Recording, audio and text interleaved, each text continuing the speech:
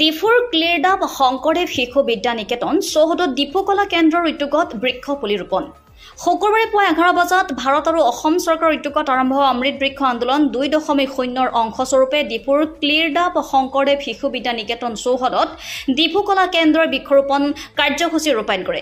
ডিফুকলা কেন্দ্ৰৰ সভাপতি সম্পাদক ক্ৰমে মুকুল চন্দ্ৰ বৰুৱা আৰু দিলীপ দাসৰ লগতে ক্লিয়াৰডাপ শংকৰদেৱ শিশু বিদ্যা নিকেতনৰ আচাৰ্য ছাত্ৰ-ছাত্ৰী আৰু গণ্যমান্য ব্যক্তিসকল উপস্থিত থাকে। আজি ডিফুৰ কলা কেন্দ্ৰৰ উদ্যোগত নিকেতনৰ চৌহদত প্ৰায় 60 বিধ প্ৰজাতিৰ বৃক্ষ পুলি ৰোপণ কৰা হয়। নিজৰ ভাষণ প্ৰসংগত ডিফুকলা কেন্দ্ৰৰ সভাপতি তথা বয়োজ্যেষ্ঠ সাংবাদিক মুকুল চন্দ্ৰ বৰুৱাই চৰকাৰৰ অমৃত বৃক্ষ আন্দোলনক শলাগ লৈ কয় যে উক্ত আন্দোলনে প্ৰকৃতিৰ ভাৰসাম্য ৰক্ষা কৰিব। কেৱল গছপুলি ৰোপণ কৰিলে আমি ইয়াৰ প্ৰতিপালনক গুৰুত্ব দিব লাগিব। ডিফুৰ ক্লিয়াৰডাপ শংকৰদেৱ শিশু বিদ্যা নিকেতন আজি ৰোপণ কৰা গছপুলিসমূহ ডিফুকলা কেন্দ্ৰই সময়ে সময়ে নিৰীক্ষণ কৰিব। News desk report, hills views today. Assam চৰকাৰ আৰু ভাৰত চৰকাৰৰ যিটো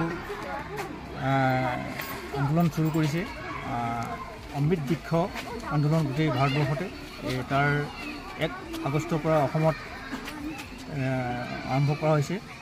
1 আগষ্টৰ পৰা 15 আগষ্টৰ ভিতৰত বৃক্ষৰোপণৰ কাৰ্যসূচী আমাৰ ডিফু কলা কেন্দ্ৰকো এটা দায়িত্ব দিছিলে। গতিকে আমি দায়িত্ব সহকাৰে লৈ আমাৰ স্থানীয় শিশু নিকেতন বিদ্যা শিশু নিকেতন শংকৰদেৱ, তাতে আমি তেখেতলোকৰ যিখন খেলা পথাৰ আছিলে তাতে আমি বিভিন্ন প্ৰজাতিৰ বৃক্ষ ইয়াতে ৰোপণ কৰিবলৈ আগবাঢ়িছোঁ। এই কাৰ্যসূচীত আমাৰ মেহগনি গছ, বকুল গছৰ পুলি, তাৰপিছতে জামু, কৃষ্ণচূড়া, শিলিখা গোটেইখিনি আমি ইয়াতে ৰোপণ কৰিছোঁ। লগতে আমি বেৰাৰ ব্যৱস্থা কৰিছোঁ। গোটেইখিনি আমাৰ কলা কেন্দ্ৰ আৰু স্কুলখনৰ পৰিচালনা সমিতিৰ সভাপতি প্ৰমুখ্যে সম্পাদক, আচাৰ্য আৰু ছাত্ৰ ছাত্ৰীসকলে ইয়াত অংশগ্ৰহণ কৰিছে। আমি প্ৰায় 60টামান গছৰ পুলি ইয়াতে ৰোপণ কৰিছোঁ। গতিকে এই কাৰ্যসূচী যাতে সফল হয় আৰু গোটেই অসমৰ লগতে ভাৰতবৰ্ষৰ লগতে আমি সহযোগ কৰিছোঁ, তাৰ বাবে আমি অসম চৰকাৰক আৰু ভাৰত চৰকাৰক ধন্যবাদ জ্ঞাপন কৰিছোঁ। অদূৰ ভৱিষ্যতত যাতে গছখিনি ভালকৈ থাকে তাৰে আমি ভগৱানৰ ওচৰত প্ৰাৰ্থনা কৰিম। ধন্যবাদ।